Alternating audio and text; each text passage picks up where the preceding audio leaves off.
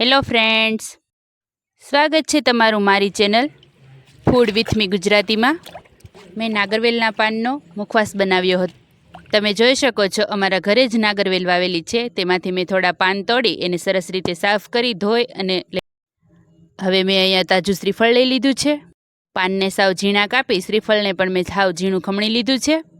એ બંનેને મિક્સ કરી લીધું છે. આ મુખવાસ ખાવામાં ખૂબ જ ટેસ્ટી લાગે છે. હવે મુખવાસમાં બીજી પણ સામગ્રી ઉમેરી દઈએ. તમને જેટલી પસંદ હોય એટલા પ્રમાણમાં વરિયાળી અને ધાણા દાળ લઈ લેવાની છે. હવે મેં અહીંયા કિસમિસ લઈ લીધી છે. આ કિસમિસ મેં ઘરે જ બનાવેલી છે. જો તમે દુકાનેથી લીધેલી કિસમિસ હોય તો એ નાની જ હોય તો એના ટુકડા કરવા જરૂરી નથી, પણ આ મેં ઘરે બનાવેલી છે તો મોટી છે તો એના હું ઝીણા ટુકડા કરી લઉં. કોઈ પણ વસ્તુનું ફિક્સ પ્રમાણ મેં નથી લીધું. તમને જેટલું પસંદ હોય એ પ્રમાણે બધું લઈ શકો છો. મેં કિસમિસના આ રીતે ટુકડા કરી લીધા છે. હવે આપણે એને મિક્સ કરી લઈએ. બધી સામગ્રી મિક્સ થઈ જાય એટલે એમાં આપણે હવે 1 ચમચી ખાંડ ઉમેરી દેવાની છે. બધું સરખી રીતે મિક્સ કરી દીધું છે તો તૈયાર છે આપણો પાનનો મુખવાસ. જો તમને મારા વિડીયો પસંદ આવતા હોય તો લાઇક, શેર અને સબસ્ક્રાઈબ કરવાનું ભૂલતા નહીં. Thank you.